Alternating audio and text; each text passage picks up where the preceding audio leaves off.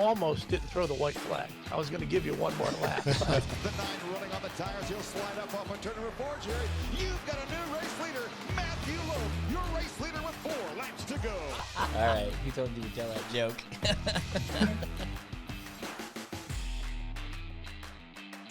Oh, welcome back. It's 3-6. You know what we're missing on for 3-6? You know what we're missing? For what? You know what we're missing? 3-6. You know what we're missing? Stupid hats. Nope. No, we got them on. We still have. Hey Jim, we still haven't found one big enough for him yet. Yeah, it's a 9. He doesn't need the insert. It's a 9. 3, 6, 9. Damn your phone. You know that song. That hat very fits his ego. Jeez. Wow. That hat's probably so big he won't be able to fit in his water truck. It has better than his haircut. No, I don't need one of those today. Jesus Christ. Hell, do you, I didn't know there was an oil spill.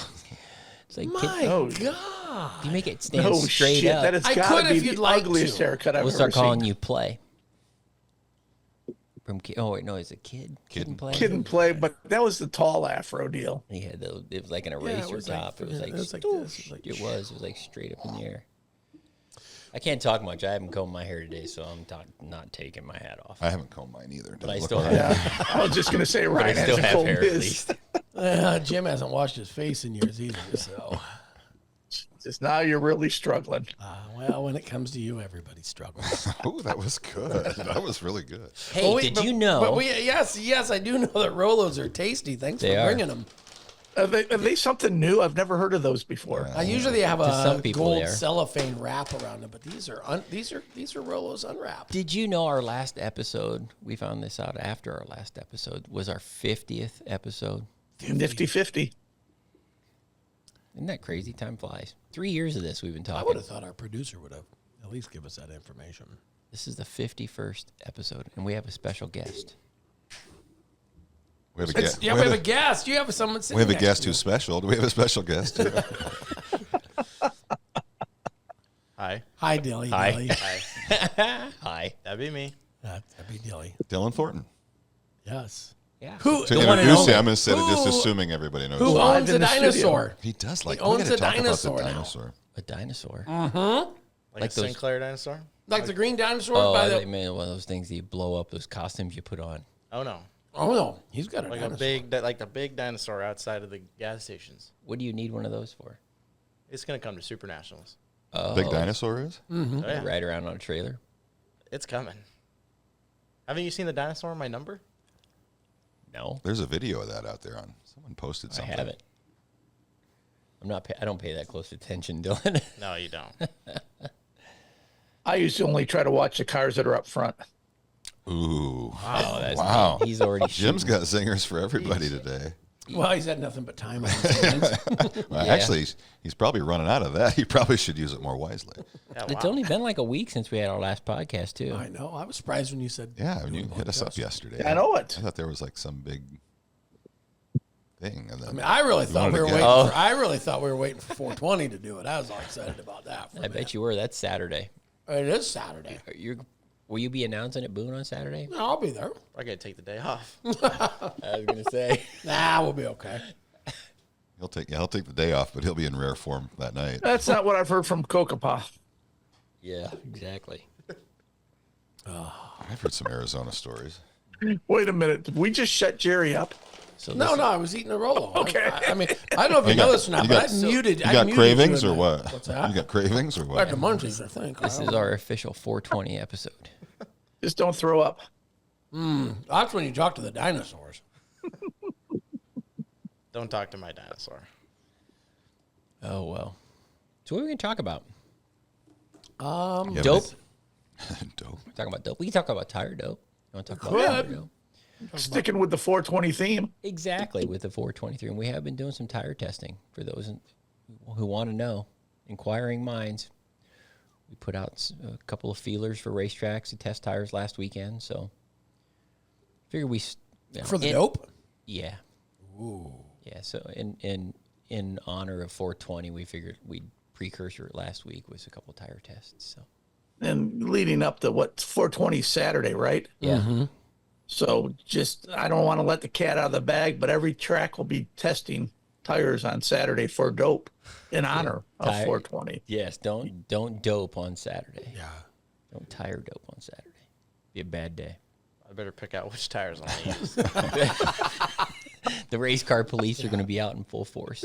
Yeah, just make sure they're not the edible ones. Yeah, man. Thankfully, I came here today. I'll be there to confiscate whatever illegal substances you may have. Kevin. Dylan's going straight to the Hoosier truck to buy 4 new tires. He'll have 4 stickers on his car. Yep. Yeah. Man, you got 4 new tires for a local show. Yeah. What guy needs those every once in a while? Then you can have the people. That's the problem with local racing. Yeah, new tires every week. New tire. What else we going to talk about besides dope? Licenses. We can talk about licenses. Yeah, you stirred the internet up on that deal, but you know what? It's always been It was there. a clarification if it's always been there. Yeah. We've been talking about it for a few weeks now here behind the scenes in our office meetings about doing a release because there seems to be some confusion on what we allow, what we don't allow. So we figured we'd be a little bit more, we'd spell it out more, be a little bit more specific. What we announced is pretty much what we've been doing for years. So there's nothing new to it. You know, what divisions you can share licenses in, that kind of stuff that's been in effect for quite a few years now.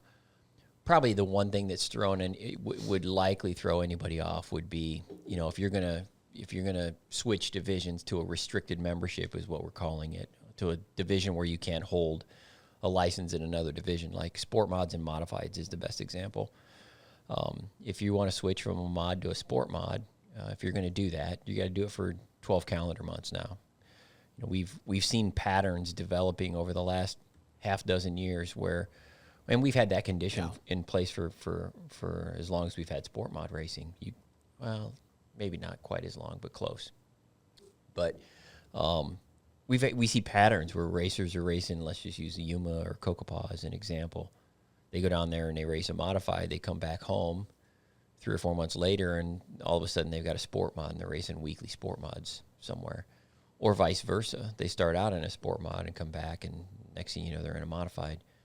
You know, we're starting to see that, and I think probably more so than anything this year that's got people's attention is some of the higher paying sport mod shows. You know, that's got people talking about it. So we thought, you know, we should at the very least, try to address this. So guys aren't trying to buy a sport mod license for 1 month or 2 months or 3 months and then switch back to mods and try to race Supernationals as a modified. You know, we've seen some patterns like that in the past, so we figured we'd just try to address it. It has nothing to do with not having good racers in the division, so to speak. You know what I mean? There's good sport mod racers everywhere, but it has more so to do with racers who aren't even in that division, don't own those race cars, showing up to races that are paying more, and essentially taking those higher paying specials away from the guys who are what make the division or what it is, week in and week out all year, the rest of the year. So, and the same applies to hobby stocks and stock cars. We've seen it in those divisions as well too, in particular. And once again, I think we tried to clarify that the non-sanctioned deal too. So if you race and one of the questions that we actually got a call on was, can Ricky Thornton race a sport mod at one of the sport mod specials? Well, he doesn't have an IMCA late model license, so he should be able to do it. No, we're not going to let that happen. And, you know, one of the things we got to be fair, just because you don't race IMCA doesn't, you know, we're not going to waive the rules for those who don't race IMCA. If we don't let you run a sport mod because you race modifieds, sanctioned or not, we're not going to let you run a sport mod. Yeah, it still applies. And still applies. The nice thing about MRP, or these days, is MRP, and MRP can help us track non-sanctioned racing a little bit better, and it helps other people track non-sanctioned racing a little bit better. So the racers somewhat keep the other racers honest, to be quite honest. And the rules just make sense. I mean, it just seems natural. If you race a modified, you shouldn't be able to race a sport mod. And I think most people are in support of that. Online, you're going to get the conspiracy theorists who think there's a reason that it's not allowed, but it's just common sense that dictated the explanation of the rule. Yep. Yeah, and like Jim said, we had the question asked a few weeks ago if Ricky Thornton could race a sport mod, and they were serious. So it was like, no, he can't. Even though he's not a licensed mod racer at this time, he's racing super late models. So I just think that's a good example. You aren't Ricky Thornton's brother, are you? No, his like 17th ancestor aunt was like my mom's So really distant. 19th cousin's dad. So there is. There So you you're go. saying you're connected. Really, to some really I mean, you distant have to. We got the relatives. same last name. You got to be at some point. Well, they both can drive race cars very well. You are Yes. both very good racers. You got to be know, related I mean- at some point. You do share the fact that you're both Supernationals champions too. Him a little more than me. But I'm sure people think that, though. I'm sure people have Yo, thought. Oh yeah, that's got to come up all the the time. question comes up every weekend. Like every Exactly. weekend. So not you're Ricky related. Thornton Jr.'s brother. No, Oh, not related. And Love I'm child? sure Love child. I don't think Ricky's He's that not old. your Is dad, he? is he? No, Okay, just making sure. just can't tell nobody. Sworn to secrecy. and I'm sure a question that Ricky Thornton gets asked quite a bit. Are you Dylan's brother? I doubt that. Ricky's more popular than me. Well, now maybe. In my book, you're still There was the a joke. popular Thornton. There was a joke. We used to joke around and say we were cousins. So like that's where the Cuzzy Dilly thing came from originally. A long time ago was that. So like there were plenty of people that genuinely thought we were cousins from those jokes. People believe anything. Won't they? People have a tendency of believing things that aren't true. Not that we would ever tell people that No, make up or stories that aren't leave true. that on, leave them on somewhere or another. Right, April Fool's jokes or Photoshop pictures of anything. extra racetracks or anything weird like that. Not that we'd ever do that, but people Bit- tend Do I to have to Benton have another County- shot of the? people tend to believe what they want. Benton Even if County you tell them too. it's not true, they're going to think it's true. Yeah, I mean, people thought you were building another racetrack. That's Wait, we aren't building Wait, another racetrack. well, that's. Haven't you been to Boone lately? Have you seen the pictures? no. It was on Facebook. It's Come on, true. you were over there. You were over there. Gotta be true. Frostbuster. I guess when I was at the Frostbuster, there were some bulldozers in the back. See, I just thought they were like smoothing out the parking lot. and we have those stealth tarps like the Army uses. They pull it to over hide the to base. hide it. Well, I think that's what you're gonna have to do here soon Go anyway. ahead and 'Cause just get this ready. Please. Just wanna start- I might not even need the shot glass today. there's a rain year coming, You shut your mouth. so you're gonna need to get some tarps coming. It's been like 3 years now with. Still only exceptionally been good two. luck. We had rain Yeah, for it's the only No. been two. two decent years. Yeah, but we've strung together about 8 years before 17 that were without rain, so that's our pattern. 2020 was my first year ever going. It was a little wet.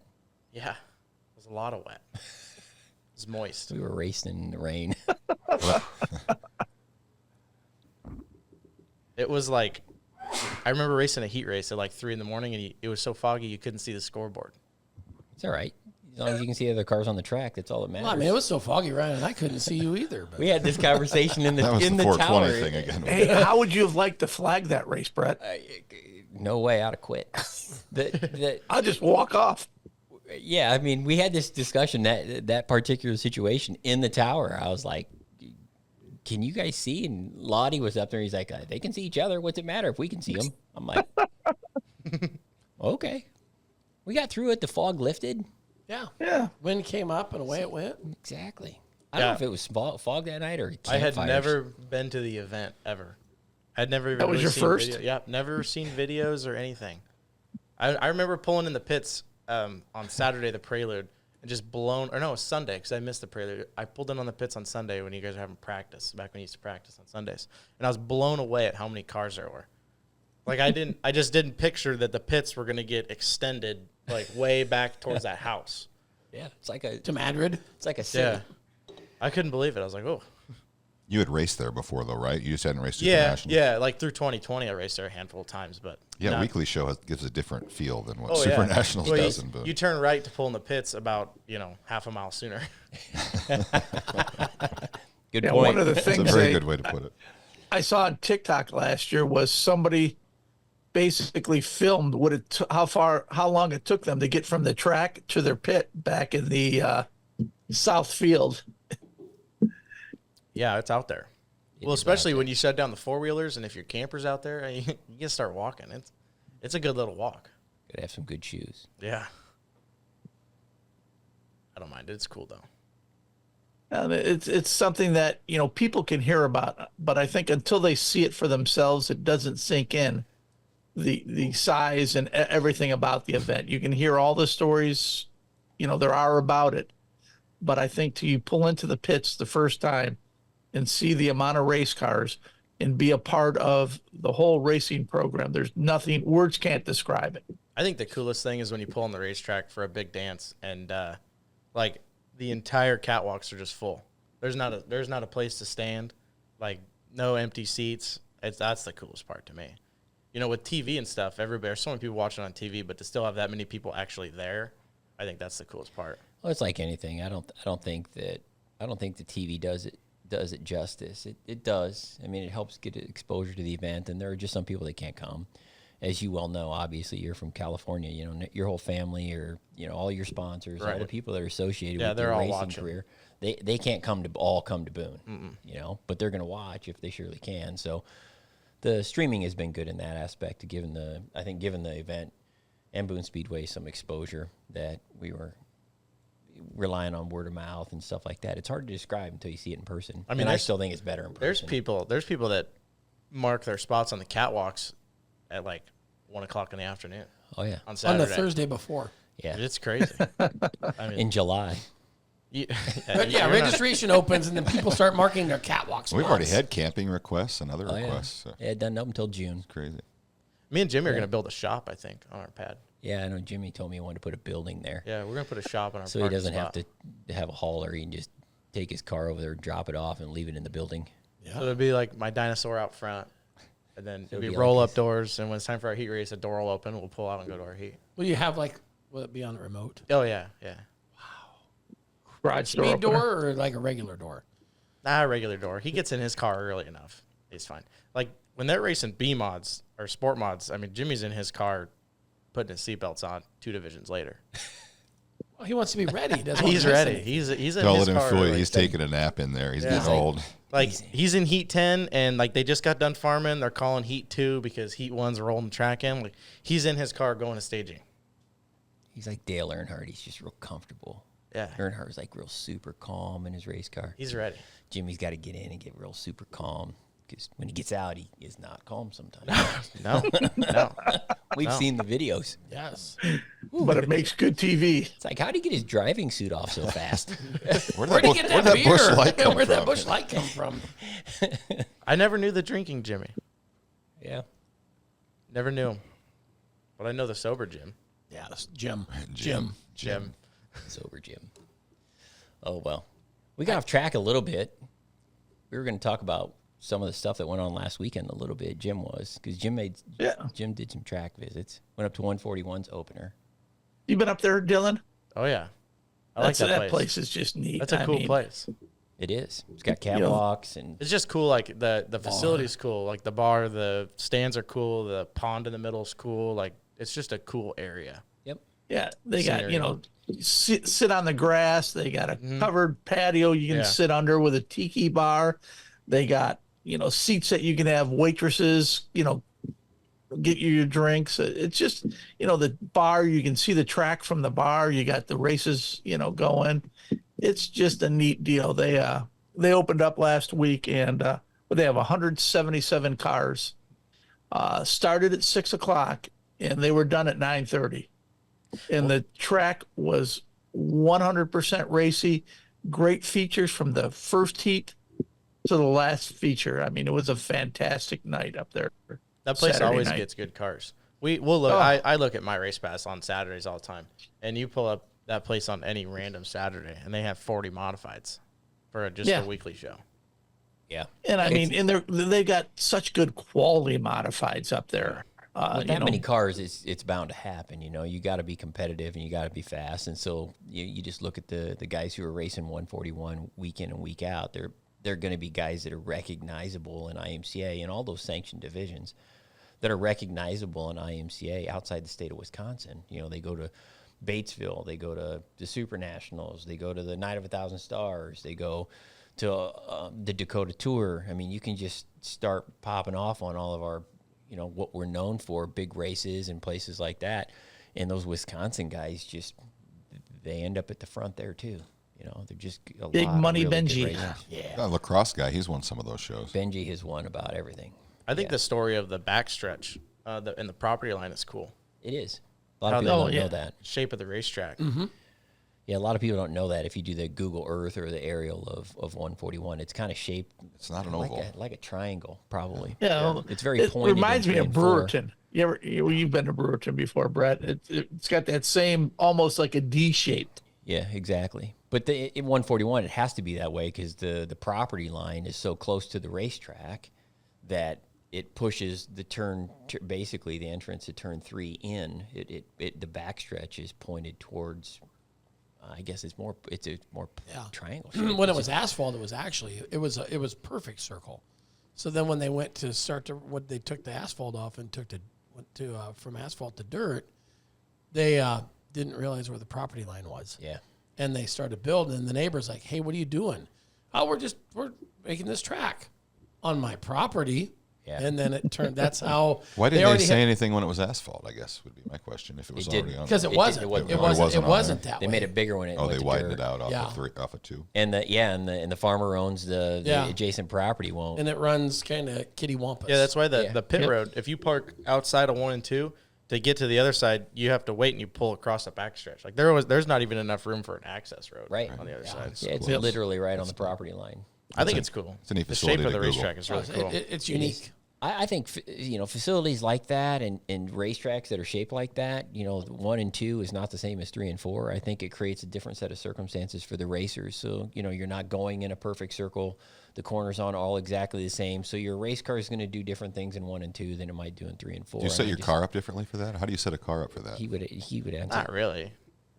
It's the same. You don't set it up for you one just- end and hope it works on the other end? You just drive. You drive the car totally different on both ends. Do you have moments where you're like, oh man, my car feels really good in 1 and 2, but it's complete shit in 3 and 4?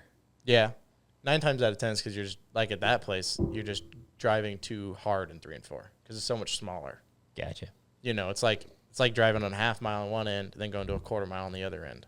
Not that extreme, but But so a racetrack like that, I mean, we have some racetracks that are really wide and really big, and people say, well, I set it up to run the bottom, or I set it up to run the middle, or I set it up to run the top.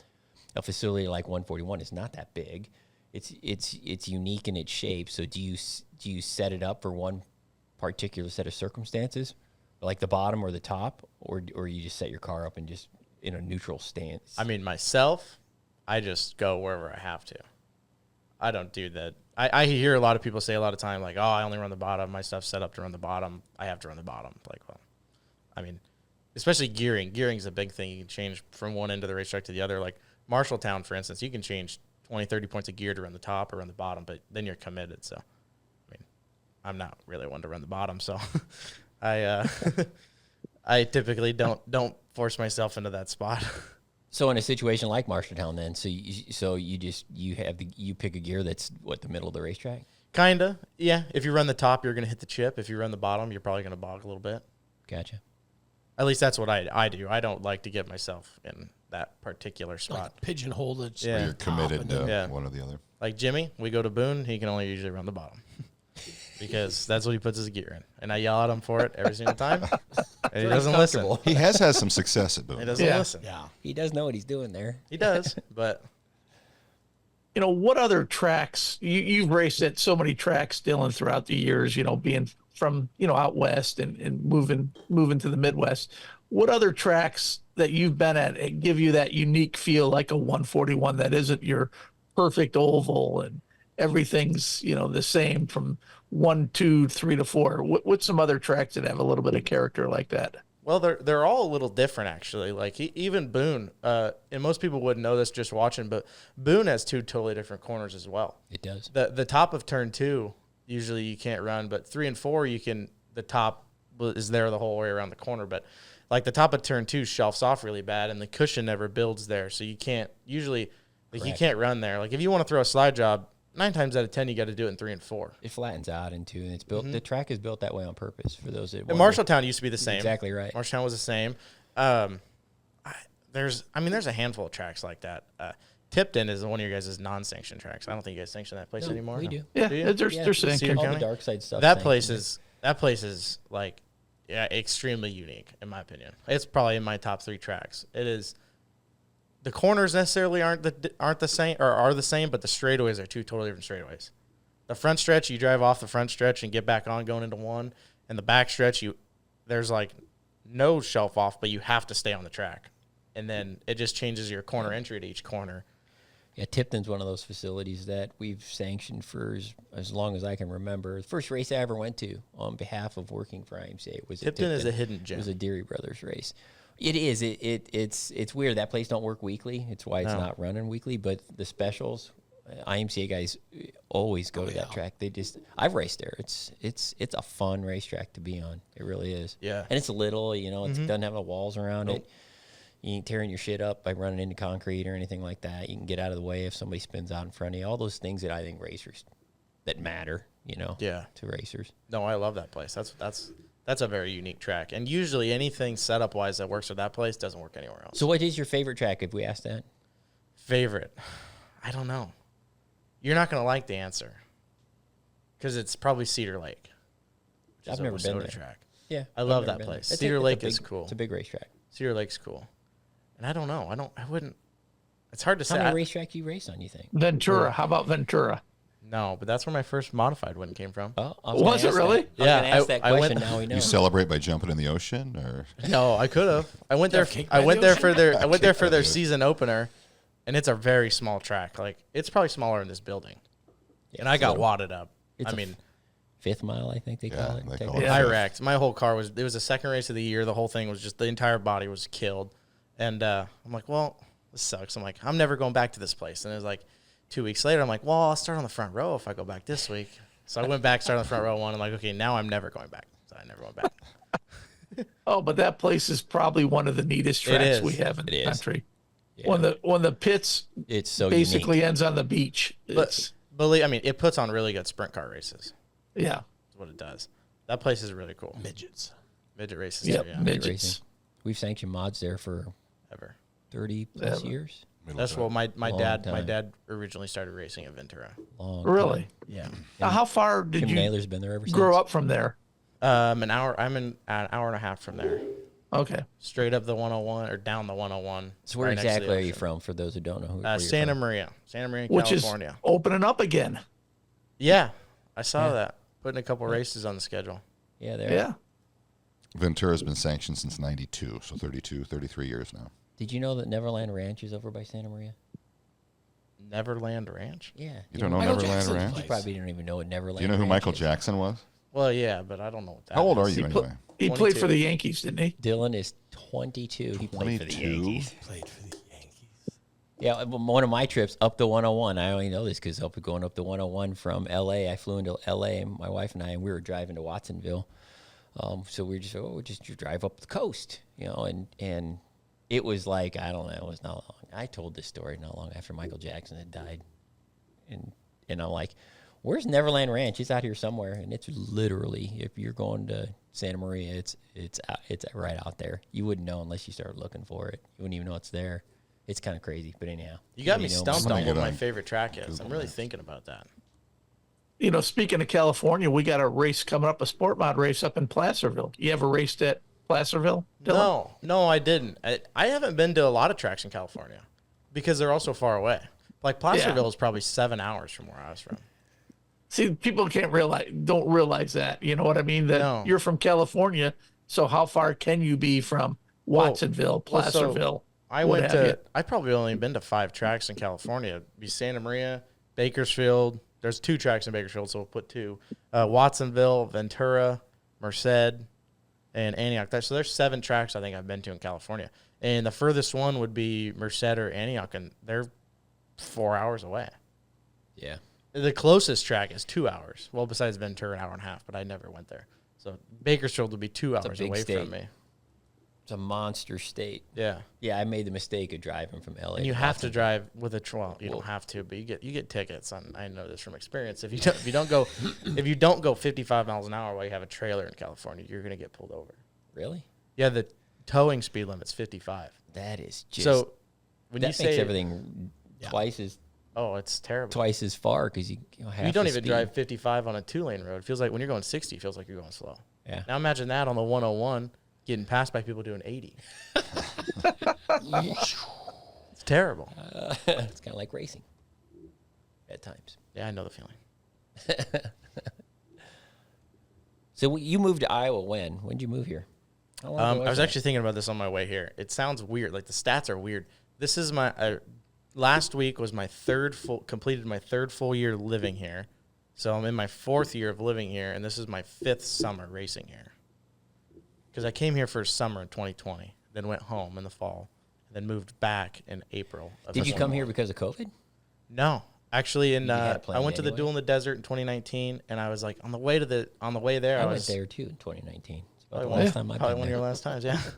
On the way there, I thought to myself, I'm like, man, all these guys were from California. We're going to race in Iowa. I'm like, man, that'd be cool to do, like just once in your life. Sure. You know, I'm young. I might as well. And I asked my stepdad, who I worked for at his business, if I could take a summer off, and he said yes. And so I saved a bunch of money, and actually COVID helped because it shut down all the racing in California. So I was able to save a bunch of money. Yep. You know, and I tore up a lot of stuff, so I needed all that money when I was out there. I hit everything. We've all seen you race. I hit everything but the tech pad that Were summer. you tearing up stuff after That's the rich feature was coming over, from or were you Brett. tearing up stuff during the feature? Nope. Usually it was during the B. During the That summer. You don't race those anymore, though. You don't race the Bs anymore. I try not to. But yeah, I came out here for summer in 2020, and then I realized how much I liked it, and I went home and kind of. You and Colin Hibden kind of hung out quite a bit. Yeah, didn't you, back then? we still do. He lives a little far away now. He's but about yeah. your age, isn't he? He's a Think year so. younger than me, I think. I'll look it up. Youngsters. Do you have a nickname? Not really, but You want they one? all We say got two Dilly. guys that can give you one. They always say. I mean, everybody says Dilly now, Dilly. but Dilly. that's about it. That's about it. It's not Ricky Thornton Jr.'s little brother. No. When I won at Maquoketa a couple weeks ago, Ricky won on the same night, and they put Dylan Thornton Jr. on the check. At least they didn't Dylan put Thornton Ricky Jr. Thornton Jr. I on didn't the notice check. till we got to the trailer, and I don't know if they did it on purpose or as a joke. Oh, I that's, think they that's did it on- perfect. That's awesome. I think, Where was that at Maquoketa? Yeah. Those guys No, know I- what they're doing. That was intentional. yeah, that was intentional. That's funny. Watch this. We're gonna What, miss what was the name of that race again? The Nippy 50. The Nippy I'm 50. confused where that name comes from. Was it Nippy? It was pretty nippy. And there were strippers. Strippers for Victory Lane Oh, they girls. were Oh, boy. trophy girls. Okay, all really? right. Wow. Whatever. That may have. What are the odds that a race called the Nippy 50 has strippers? Well, you know, as we Was that as planned? I don't think Darkside would ever intend that. No, they, Never. it was not intentional. the strippers have Like that feelings topless too. race they had that one time. Completely accidental. Oh, well. So, you have so any- how many, how Oh, many go ahead. years have you been racing? Sorry, I was going to ask. You're fine. Years I've been racing. Yeah. What'd you start racing in? Did you started race in racing go-karts or anything? Yeah, I started racing go-karts when I was like, I don't even remember, 7, 8 so maybe. young. You raced go-karts a lot then. Yeah, I didn't Like stop. 3 I years did ago. not stop racing go-karts until I was 14. Sure. And then I started racing 4-bangers. Then, We call those sport compacts. yeah, you know, mine was a Ford Pinto. Ooh, Yeah. that used to be a Probably modified. had an S-linger in it, you know, it cost $27,000. No, late it didn't. 70s, early 80s. That was It an didn't. IMCA modified. Have you raced a Vega before? No. But it did have a Ford Ranger motor in it. Sweet. I ain't no big truck. I ain't no stranger. I know what kind of truck I am. You've been an IMCA member since 2017, so this will be your 7th season that you've. Yeah, I think that would have been a Competed. sport mod. Do you have any idea what your numbers are as far as I don't. success? 3018. I truly usually. don't. Do you realize how good you are? Oh, no. Based on the numbers that I ran today, you've competed in 261 sanctioned events. You've been in the top 10 140 of those times, which is about 55%. You're in the top 5 every 3 races. 83 times you've been in the top 5 in 260 races. That's pretty good. Yeah. That's not bad. That's real good. What do you expect when you're doping your tires all the time? Yeah. Yeah. Those numbers will get you in the Hall of Fame. Exactly. No, we're like giving you shit. Where are you racing Saturday anyway? We Yeah. might take the Kai family late model to Independence. So, Yeah, you're going to run late models this year, right? yeah. So you're racing stock cars, Stock cars, modifieds, modifieds, and late models. late models. How about a sprint car? I'd love to. I've driven a sprint car, but I've never raced one. I want to race a midget. That's what I want to race. Why don't we get a midget and put you in the chili bowl? That'd be so much fun. I We'll would pitch love you to. right beside call Ricky Kevin Thornton Ramey. Jr. I would I think love to. Ramey's got some midgets laying around. I want to race a midget so bad. They look like so much fun. I don't disagree. They look like fun, and they're my size. You've always wanted to race a sprint car, haven't you, Brett? Wasn't that one of your? Yeah. I've always thought. I mean, You've always wanted to destroy a sprint car. I've always wanted to get in and just hot lap it, but I'm afraid to do that with anybody around because I think I'll look like I'm scared. I talked to Roger last week. He's got They're practice scary-looking coming race up. cars. He's got a car ready for you. There Yeah, I is. bet he does. Practice. The icebreaker's coming up. You get to get out. Yeah. You have You could options. get You have out there. opportunities. Just what I need. Just what I need. I know just need to Virginia's make- been pushing. Yeah, we just- Virginia's been pushing for you to She's do it. told me We need many to make times sure she's always that- wanted to be married to a sprint car guy. See, we just Really? need to make Yeah. sure that she's Virginia in. tells What's me the that all holdout the then? time. I don't know. I'm chicken. Just send her to Waco and just say, "Hey, you need to go to Waco." What for? Just Dylan, go you to ever met Waco. my wife? And then you can. Oh, yeah. We can all go to put you in a sprint car. My wife was at, I don't know, she was at cheerleading function. I was a couple of weeks. Boulder Tap House. There And you go. me and a couple my of weeks crew guy ago, Shane she went was in with there. all of her all the cheer moms working on their big cheer summit plans and all this stuff that cheerleading moms do. And she's like, I'm at wherever they should tap Boulder House or Yeah, whatever. it Boulder was. Tap House. I just walked up behind her. I said, "Hey." And Dylan was in I there. said, "I'm surprised the fire alarms aren't going off in here." She's like, "Fire alarms?" I said, "Yeah. If you're a smoke show like you, these fire alarms would be buzzing." she's probably like, Dylan, "You're were you such doing an some idiot." cougar hunting that night? Yep. Cougar hunting. I She told can him- act like she doesn't like it all she wants. I told him he ain't got a chance. He can try all he wants. He ain't got a chance. Oh, well. You have a girlfriend, don't you? Yep. Long time. Still in training. Long time. You're only 22 years old. How can you have a girlfriend for a long I time? don't know. It's like 3-something years. I mean, that's long for me. Yeah. Wow. It's long for any girlfriend. She's going coming to up start on giving you 3, the I think. ultimatum. You're going to have to, or else you're going to have to move back to California or something like that. No, we ain't Where's doing she that. from? Is she from Iowa or Yep. California? She's from Keystone, The big city. The big city. the big city of Keystone. I've been there. They got a Dollar General now. Oh, my gosh. Wow. Yeah, we call it the mall.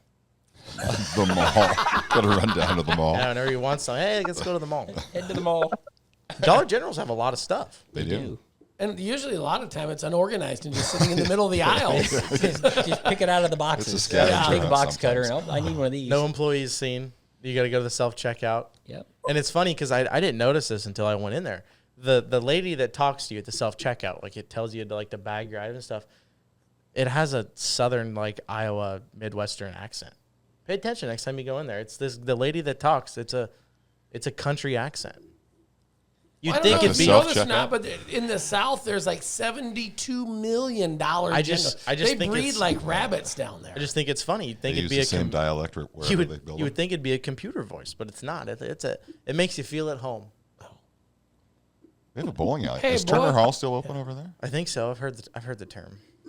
I've never been though. I was there for Sean's 40th birthday party. Like, he's got to be close to 50 Yeah, that would by have been now. about 10 years ago. Yeah, he's got to be close to 50 by now, too. Speaking of breeding, you got another dog, Jerry. Yeah. What a segue. What a segment. Yeah, no doubt. He's got another dog because 3 isn't enough. 4 of those I little. just did what I was told. You drove to Nashville to pick Cute. that up, too, didn't you? Yeah, that's kind of, sort of. Dylan, you're a dog or a cat guy? Dog. We got 2 of them. Yeah. 2 dogs. What kind of dogs? Bentley. They're Maltese and Shih Tzus, little fluffy guys. Little ones. So Yep. not Just big, little guys. not big giant ones like Jimmy No. had giant dogs. He's got big dogs. He's got Callie. Bentley wears a It's bow like tie. a horse. Bentley wears a bow tie. Nice. He does. So there's a couple other questions. You know, you got the big dog, small dog deal out of the way. How about pulled pork or brisket? Probably pulled pork. Do you like barbecue? Does he little like bit. barbecue? A little bit. I think he's Little contractually obligated to That's say why I yes. had to ask it. A little bit. That's his main. That's your main sponsor, right? Yep. Salties. Yep, it's my uncle.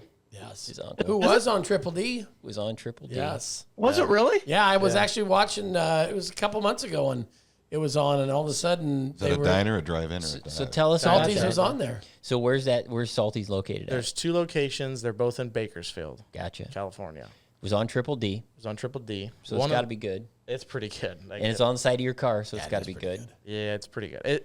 It's hard to eat barbecue anywhere else. I'm being honest. It's pretty good. yeah. It's good. Yeah, Yeah, producer he had Nate's been some. there. Nate's like the Salties is really good. We had some at Winter That's good. Nationals. What was it, 2 years Yeah. ago? He was Uncle there. Salty Winter, came he was at Winter Nationals. when it rained, and Uncle Salty took pounds and pounds of brisket and stuff to the infield for everybody. Do you think you could get some of his barbecue secrets for me? Yeah, no No, doubt. because you call tri-tip roast beef. It is. No, it's not. No, it's not.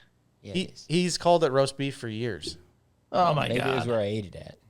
No. Yeah, you Arby's? don't know what you're talking about. Something like And that. you got to cook tri-tip medium rare. That's a Yeah, West you Coast have thing. to. Yeah. You That put is- it in the smoker at No, you don't cook it 275 on a for about an smoker. hour. You don't cook it on a Yeah, smoker. Those charcoal Yeah, you things got to that put it in the raise up and smoker down. for an hour. No, you can't cook it on a smoker. Then you take it off and put it on a grill and sear it. No. See, this is a. You go to California and everybody eats tri-tip. Right? I love The That's Southwest, like- the West Coast, Southwest is right. all It's tri-tip. you go to Texas and you say I want a tri-tip. They're like, what? You're going to get brisket. Right. It's so different. Yeah. But to me, I like brisket better than tri-tip. That's just my opinion. Brisket's good. I don't like I don't know. brisket because it's kind of fatty. Tri-tip cooked right is, to me, is the best. Over an Okay, open so- flame. Do you have a food blog, Jim? You really should. Jim when he travels, this is true. When he travels, he actually goes to the Triple D website and sees where the Triple D restaurants are at. I done don't that know too. if I told you, Brett, the I'm area. going to Bakersfield Saturday night. Are you really? You just Sounds like, he's plan going, on now. sounds like he's going to Salties. I am now. You'll want to know this, Jim. They're opening a Blacks up in Waco tomorrow. Yeah, but you got to go down to Lockhart, I think, for the original Blacks. But I'm just telling you, that's too far for me to drive because then once I drive to Waco, I'm done driving from Vinton. It's only far 3 enough. hours from Waco. It's like driving the whole state of California. Actually, I bet you could drive from Vinton to Waco is probably not the whole state of California. No, I guarantee it's No. not. It takes 15 and a half hours. Well, the state of California is like almost the entire United States. It's crazy. It is. So a couple other questions. Chocolate or vanilla, Dylan? Chocolate. Ice cream? Chocolate. You Which don't like competitor candy. is most likely to dope their tires that you race against? Uh-oh, this is going to incriminate somebody. Prepare to edit, Nate. No. Jimmy Guston. It's funny he says that. It's only. I got a Jimmy Guston story I'll tell you because Jimmy won't listen to this. I mean, he doesn't dope his tires, but he's known to like not touch his car until he unloads. And so a good WD-40 grind. I mean, Nice. it's bound to happen every now and again. That's the secret. WD-40 diesel fuel. No, I went to Jimmy's shop one time. I don't know. This has been years and years ago, probably 10 or 12 years ago, and walked in his shop and we were sitting there talking and. Because I didn't know he lived where he lived. He lives right off the road in Marshalltown. You drive right past it. Oh, yeah. You wouldn't know it, but I saw it. Oh, man, that's where Jimmy lives. So I just pulled in there and stopped unexpectedly, right? And walked into his shop and we're sitting there talking. I look over and there's a can of Hot Lap on the counter. I'm like, really, Jimmy? He's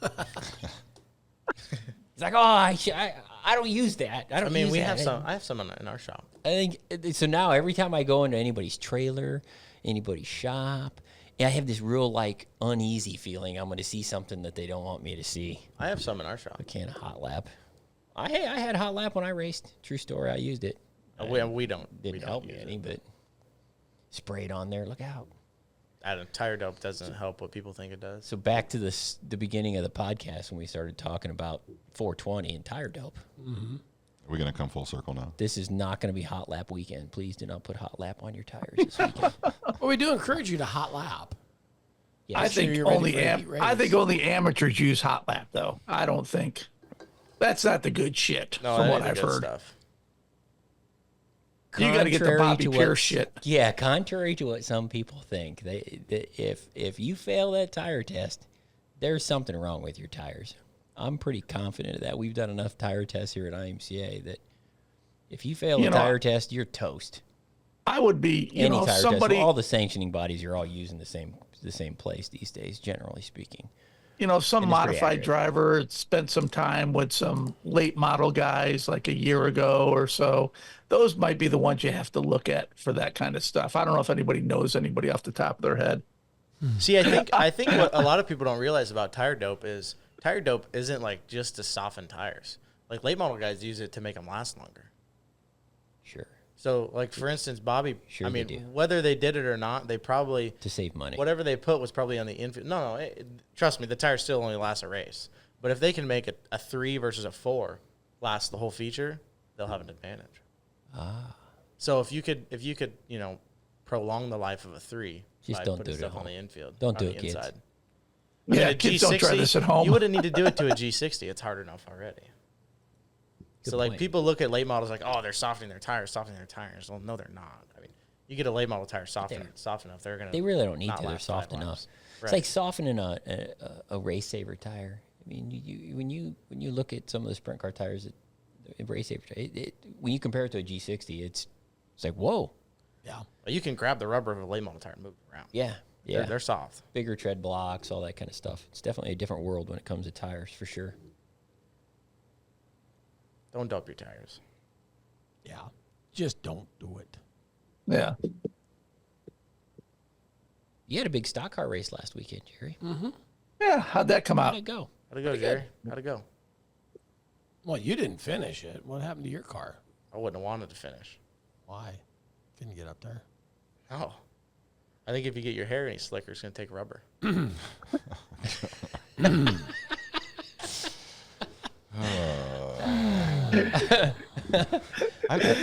So Jerry needs to wear like a hairnet when he preps the track. Yeah. I had the sport mod feature right before that stock car feature. I told people it was going to be hard to top all year long.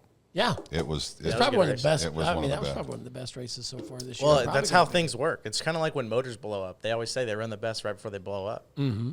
Your racetrack, it was a good race right before it wasn't. Right before it blew up. Right before it wasn't. Right before they all went to the bottom and didn't go right anywhere before it else. wasn't- Nobody went off the bottom in the stock car. I think they I were chasing still- the money and protecting the spot. I mean, here's the deal on that, and I'm not gonna lie. I beat myself. You saw it. I beat We myself talked up. for it. I mean, about 90 I minutes was the not next happy, but I had so many people saying you didn't drive the race car. You did the best you could. It was a 35-mile-an-hour wind all day Thursday, 25-mile-an-hour wind all day Wednesday or on Friday, and you tried what you could, but you also didn't drive the cars to the bottom. When you put the fast guys up front, the fast guys are going to find the line they want right away. In defense of that- and usually everybody's going to follow. Every car in that field was a fast guy. There were no slouches. I mean, there were fast guys that didn't even qualify. I still think still think some of this issue is not racetrack issue. I think some of this issue is a byproduct of the race car itself. Right. Because you can go to Boone, you can go to any, like Ryan had mentioned, the race right before it's great. The next race is a stinker. Yeah. I don't think that's the racetrack's fault. I know you posted something on Facebook about being sorry for the whatever. I don't view it that way because I don't think I think it's impossible for a racetrack with the amount of cars some of these events have and the amount of racing that's going on to have a racetrack that's the same for the first feature as it is for the last feature and put on the same caliber of race. There's too many variables at play, including the race cars, including the racers, in my opinion. And if you just watch a stock car race versus a hobby stock race, versus a sport mod race versus a modified race, all on the same racetrack. Yeah, the track conditions are changing a little bit, but sometimes the last race is better than the first race. Sometimes the first race is better than the last race. Yeah. And I do think that's a product of the cars themselves. That's like Eric Stanton said. He goes, I was a plus 17. I passed 17 cars. Well, I told you, if Right. you look at the end of that stock car feature, I mean, it was around the bottom for the most part. But at the end, guys got tired of following each other. Once more guys moved off the bottom, there was some racing there the last 3 or 4 laps. Had they done that sooner, it might have turned out different. You never know, but it is, So as they say, that's it what is. that's what that post was about. When you said you're sorry, it was about the track conditions. Just about me and John. I'm sorry. Being sorry about you in that. general. Just sorry I about me. Sorry. He was That's why also I just, That's why I apologizing. just responded. I agree. He's apologizing for his haircut too. I haven't had a haircut for like 6 weeks, 3 episodes, and Well, I maybe- finally get a haircut, and then Try washing got that And it. it looks like shit. Jesus. Poor Jerry. Poor Jerry. No, but you go back to Boone for the Frostbusters, and I was there for that, and conditions were terribly windy, cold, We haven't had any rain. just kind of just shitty. It's just Yeah. shitty conditions. Like yours were in Marshalltown. There, you asked me, am I coming? No, I'm not coming over to that. One, it was too cold, but I had cheerleading, and my Yeah. wife was in Texas, so I couldn't anyway. But it's just the conditions are challenging to say the very least when it's that windy, And it was chilly, and who wants to sit in that stuff? And I'd never want to be a promoter. I've said this a million times. Promoters, you go back a couple years ago in 2020, and if people don't remember these times, they really should. Every racer should remember the year of COVID, because it demonstrates how important racetrack promoters are and how important racetracks are. Because the government makes a decision and they all have to start shutting down. What the hell are you going to do with your race car at that point? You're not going to do anything with it. So the industry needs racetracks, and the industry needs promoters. Here we are a few years later, and you shouldn't have to, in my opinion, I don't think any promoter should have to apologize for track conditions. There is way too many things that are at play, from the previous, the weather, the time of the year, the wind, the sun, the moisture. There's just way too many things. Putting dirt on the racetrack. We've had racetracks that are trying to make improvements, and they make a mistake. They're not perfect. Nobody's perfect. And I've never seen a racer that is racetracks to set. survive, and we need promoters who are taking the risks of putting on events and paying purses. Without the promoter, I'm telling you, racers are going to have a hard time. You have to race out in the fields. Also, I said to Jerry, we talked about it on the last podcast. If you have your business open for 20 nights a year, and you start out with a questionable night, like opening night is at Marshalltown tomorrow night, it doesn't look good because the weather looks terrible. If you race tomorrow night, depending on when this airs, right, you could lose your ass. I'll tell you. And what promoter wants to dig out of a hole it's tough. from opening night and try to make up? We talked about it in the last pod. I mean, you and I, every business has 52 weeks a year to make, to get where they need to be. We don't. Just yesterday, I heard two stories about promoters putting on high-dollar sprint car shows. Just yesterday. It's not inexpensive to put on the upper-level sprint car racing in this industry, World of Outlaws and High Limits. Those are two of the biggest one-night purses. Oh, my God. That any $75,000 plus. 75 plus. That's just for that, not the rest of the stuff. 1,000. So I like to compare those situations to the casino. Go into the casino with $75,000 and put it down on a table and hope to win $100. How many people in their right mind would do that? Black 10. Nobody would do. Even I wouldn't do that. Nobody would do that. Nobody does that. It's a YOLO first throw. If you walked into a casino and those were the terms, the people would be like, "You guys are crazy." But you have promoters that are doing this every weekend across the United States. The promoters need to make money. And even on those high limit ones or World of Outlaws or any of those really, really upper level purse events, those are scary for racetrack promoters. They can put promoters out of business. Those high risk, low reward ones are the toughest. In our world, we don't generally speaking have that high of a 1 day purse for sure at most any of our events. Some multi-day events get up in there into that, but it's a little bit different world. But again, back to your situation in Marshalltown. I didn't really think you needed to necessarily apologize publicly for that, Jerry. I know, but I put the pressure on myself. I was disappointed in myself. We all put pressure on ourselves. I made the comment Saturday night, and I think Dylan and I talked about it. The racer puts so much pressure on themselves to do well, and that's how they're passionate about it. When things don't go right, they get upset. Well, same as in a promoter. You're like, I need this, I want this, this is what I want to have happen. And when it doesn't happen, you get disappointed. Sure. And I was pretty dejected because I'm like, that's not the stock car racing we produce at Marshalltown. Trust me, we've all been in those moments on this side of the industry. We've all been in those moments. Just like Dylan as a racer. I've left many racetracks and many events and many situations like, whew. You leave and you're driving to your hotel or driving home or whatever, and it's like, oh my God, what am I doing? We all have those moments. I'm sure you have those moments as a promoter, and we know racers have them. Plenty of silent drives home. Home. Exactly. Everybody in the industry goes through that. I think the people who are building race cars, people who are making parts for race cars, every aspect of this industry has those moments. But at the end of the day, I don't think anybody should necessarily have to apologize. People know when they make mistakes. Your goal is not to have a shit racetrack, and Dylan's goal is not to finish last every time he goes. Yeah. So Clearly last Friday we both did not meet our goal. Dylan and I rode home in the same boat. Correct. But I think I what ran bothers last you about and your that racetrack is sucked. you guys don't have nights like that very often. You're always running at the front. You're always putting on a good show. So when you do fail your own expectations, I think you take that It more hits you personal. harder. It does. It really does. does. So, which is, maybe that's a good thing. Just shows, just shows the passion. Shows that you care. Yep, shows that you give a damn about the product you're putting out there and about the show you're putting on. Well, passion in racing is huge. Yeah. Show me a good loser, I'll show you a loser. Hey, you might want to go look in the mirror real quick. Oh, Jesus. You said a good. You said a good loser. Jared. Oh, okay. Yeah. I ain't good at it. Speaking of track conditions, Dylan, what is your favorite type of track to race on? Do you want a little character? Do you want a heavy cushion? Do you want it smooth top I to don't bottom? know. I used to be coming from California. I used to like holes, but now if there's a racetrack with holes, I'm terrible. I like cushions. I like when there's a big cushion. That's my favorite. When there's a big cushion and you get to show everybody that who's going to gas on it the hardest, that's my favorite. What Yeah, type there's- of track, in your opinion, takes the expensive setups out of the equation more or less? I mean, of course, the easiest answer is when it's smooth and muddy across the whole racetrack and there's grip everywhere. That would take that would take a lot of the setup experience out. And when the racetrack is more hammered down and smooth, not really a bunch of holes and stuff. The car is easier to drive. Takes Yeah. a little bit when the racetracks slick off. The skill lever. Yeah, it's harder to when there's a lot of grip. grip, there's a lot harder to spin out. A lot harder to make mistakes.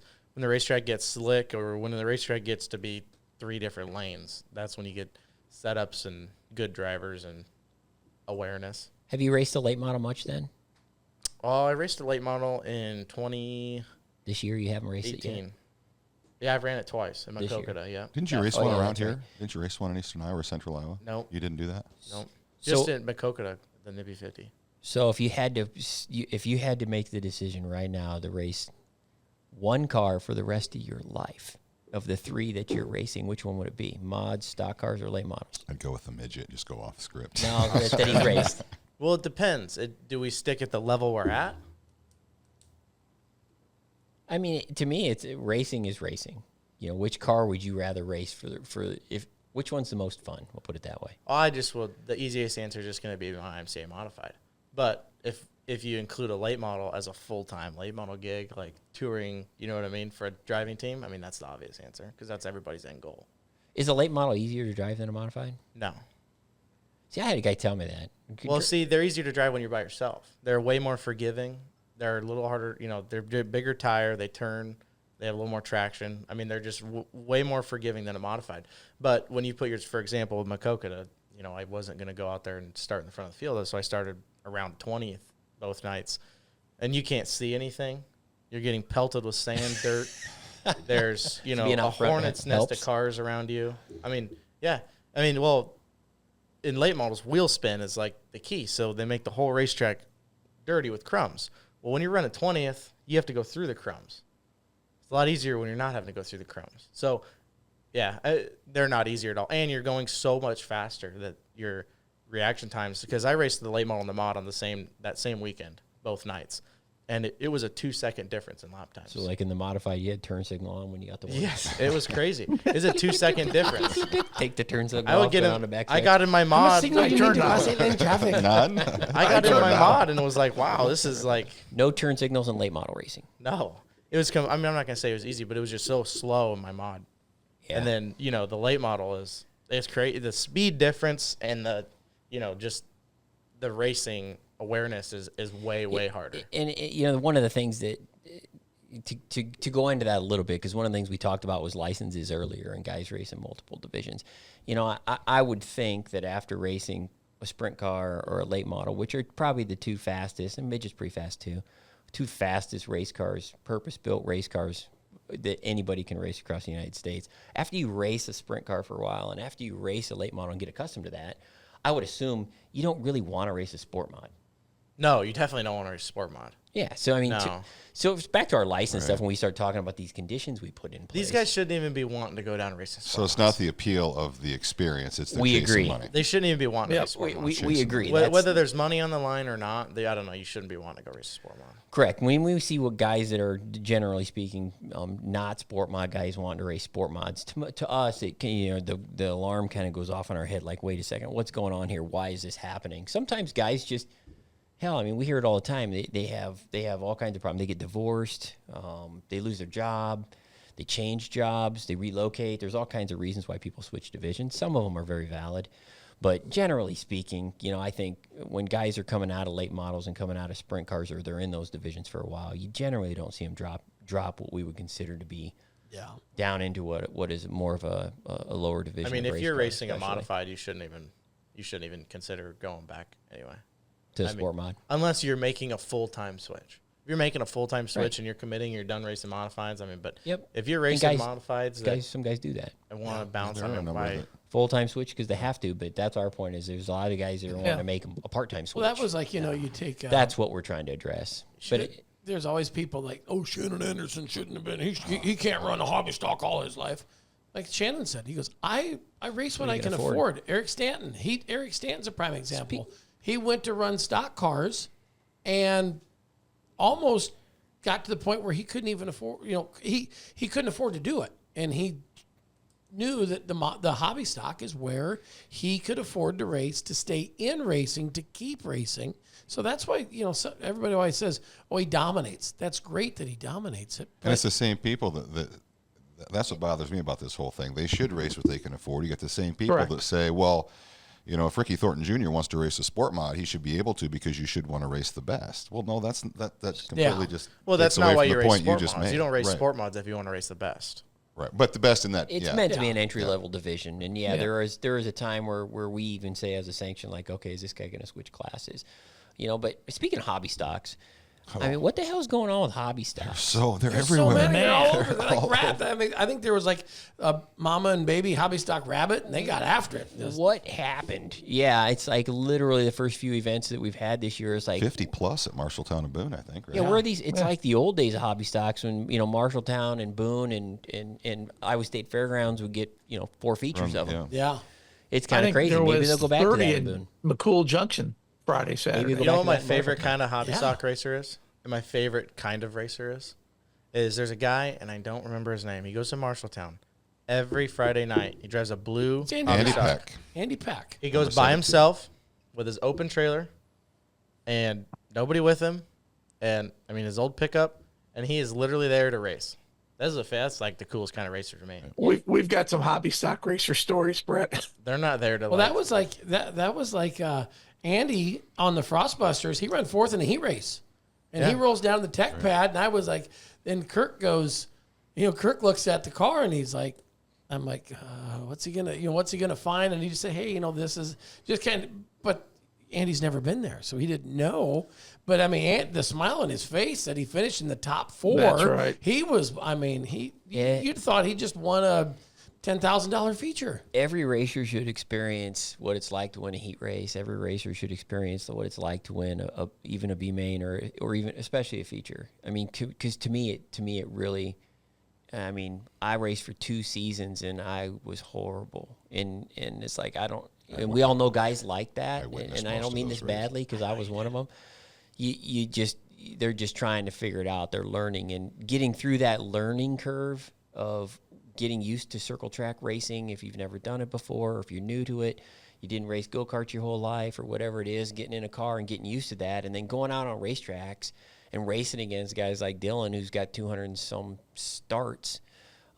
It's a tough row for a lot of these guys to hoe, and to see guys that stick with it and stick with it and stick with it and then see them have a little success. To me, to me, that's why they race, and it's what makes racing so cool. Well, there's so much more to racing these days that people don't realize. Like, it's not just driving the car. It's understanding the racetrack, understanding, like, what's around you, how the racetrack's changing. Like, there's so much. When you go to these big races, like, they're so hard to win because there's so much happening that you don't realize watching it that's happening. It's one of the reasons why we try to keep the cars is it's very challenging. This might sound weird, but it's why we try to keep the technology of the cars as simple as we possibly can so people can kind of halfway understand them. That's very hard to do. Again, you get guys like Dylan that you're building your own shocks and shit, aren't you? Yeah. I mean, that's not the average racer. In our opinion, you're not the average racer if you're doing those kinds of things. But I'm sure you do it because doing it for a living. Right. Well, but you're doing it to earn a living, but you're also doing it so you can. For myself, yes. Yeah, so you can get better.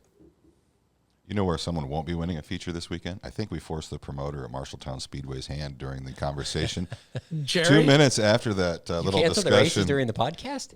it came up on Facebook. Marshalltown Canceled Speedway on Wednesday. I just canceled. waited till Thursday. Are you kidding me?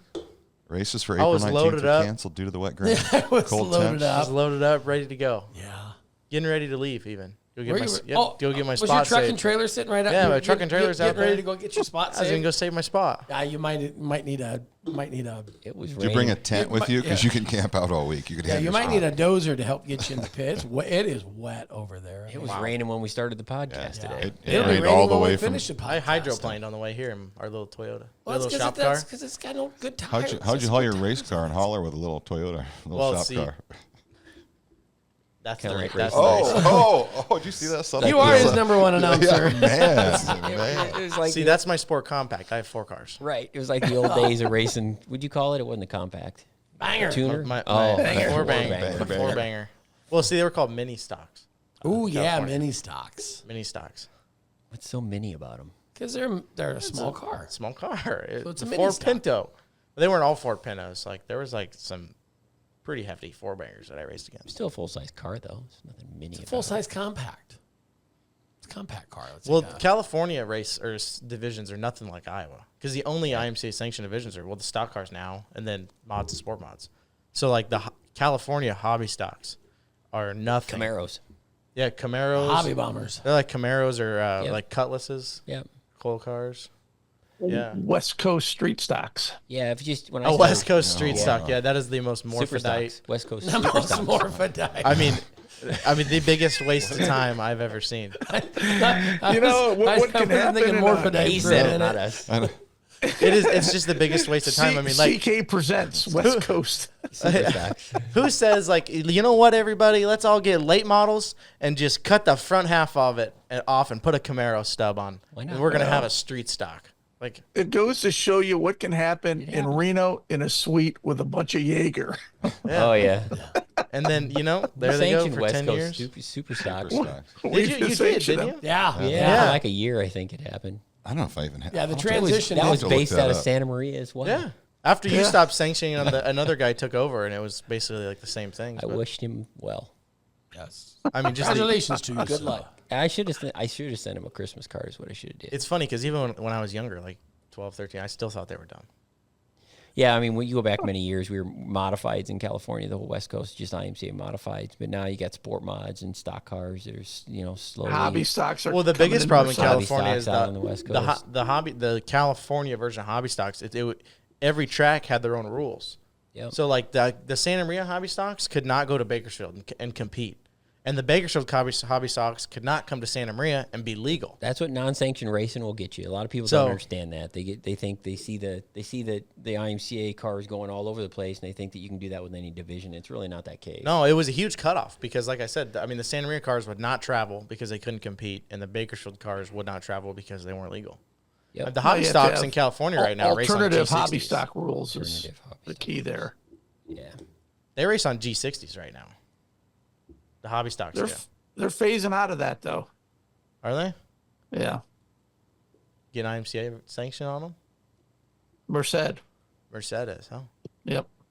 Yeah, the hobby stocks they're I half, said- almost a stock car. I've said this before. I say this a lot here internally. At least time is on IMCA's side. We've got such a large group of members. We've got such a large. All of our divisions are very very healthy. Mod light racing, we talked about that a little bit. The race saver sprint car stuff. How well those divisions have taken off. But then you look at the stuff we're known for, modifieds and stock cars, and then you get into hobby stocks and sport mods. It's just time is Stock on cars are IMCA's huge. side. We're going to be here for a while. We don't plan on going anywhere. And the way I look at it is if we go somewhere, then there's going to be a lot of stuff that goes before us. Stock cars are huge. They are. Stock car racing is good.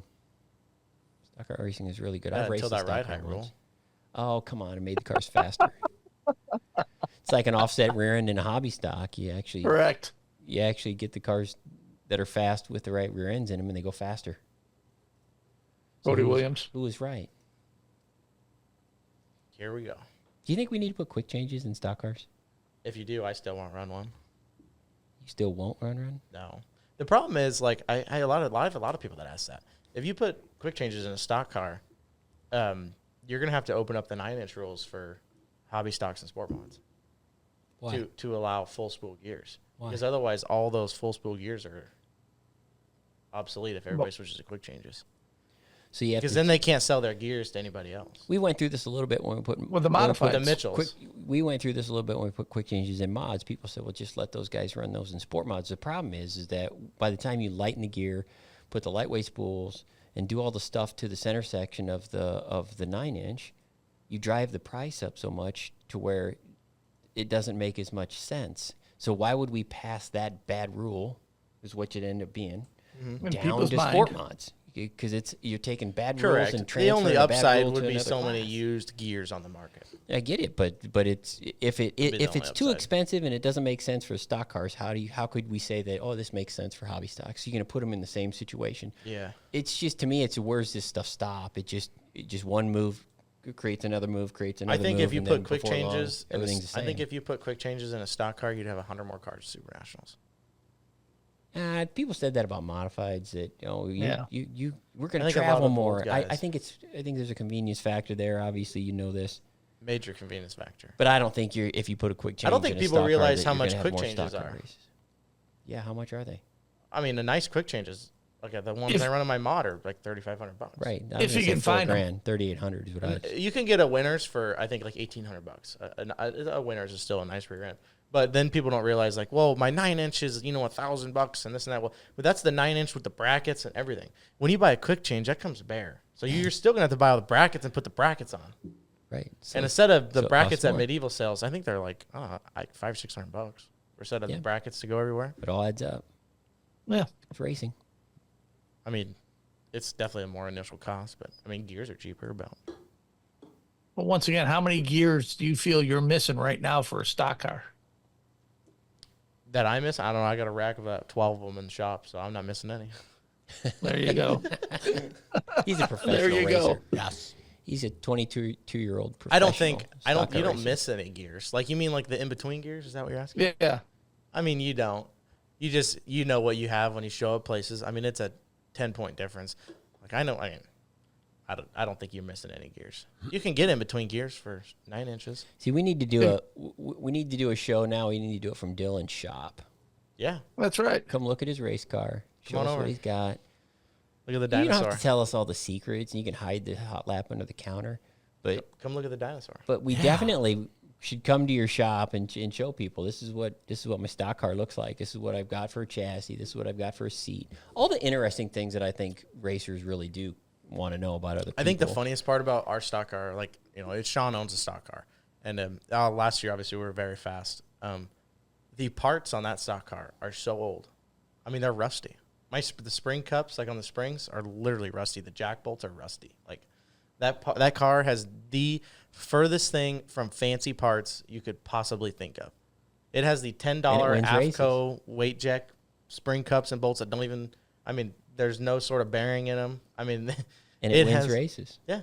No, wins. It has the cheapest It won the parts you Supernationals. can buy.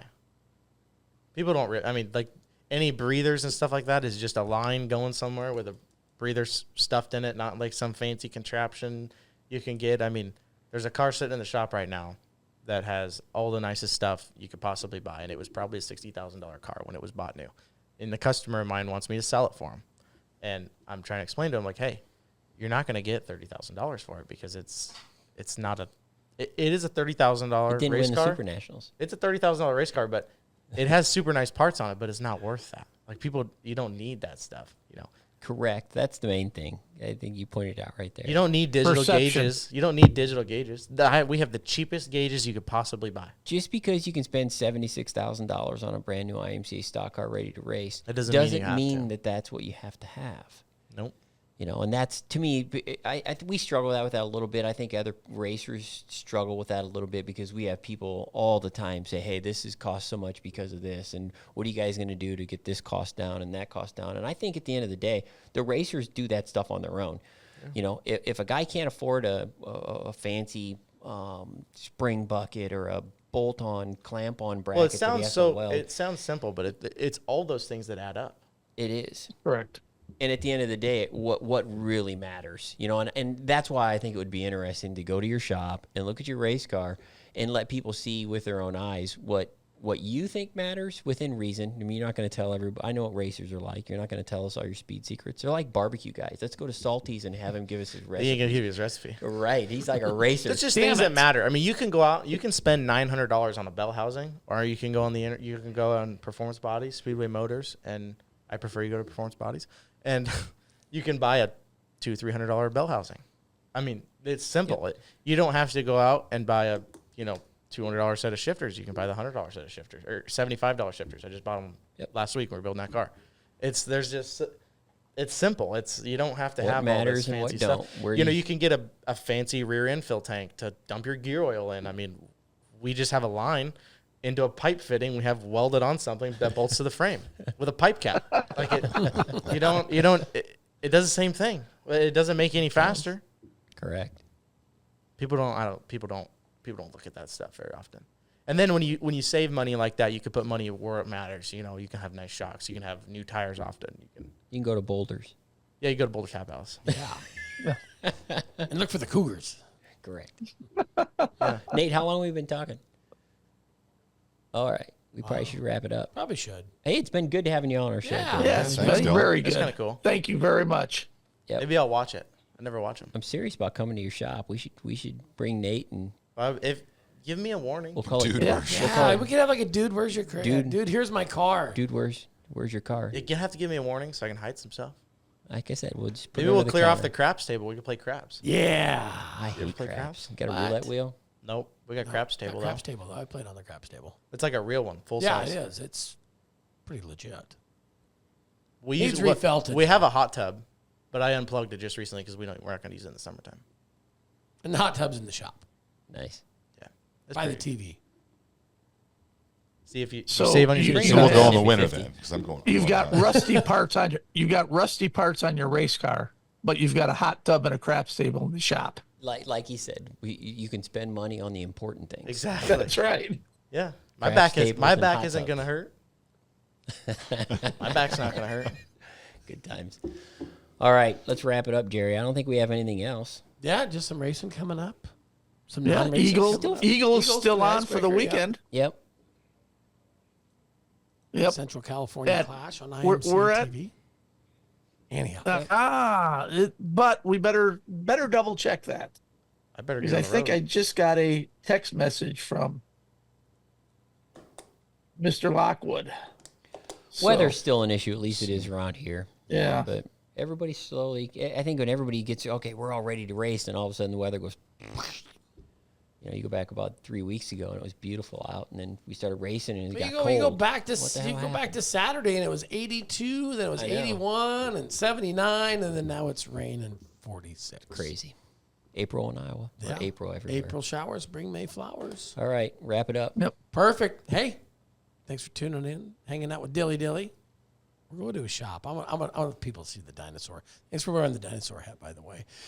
Hey, there's a lot of IMCA racing coming up this weekend. If you can't make it out. 72 tracks are racing this weekend. 72 events. Whoa. Wow. 71 Marshalltown's. Yeah. There's only 71 that we know of right now because it's a little wet over there. But yeah, hang out with us at your local racetrack. If you can't, make sure there's a lot of great IMCA racing on IMCA TV. And maybe you want to go back and watch the things that happened in the past. Check out that IMCA TV replay pass. So, from all of us to all of you, see you next go-around.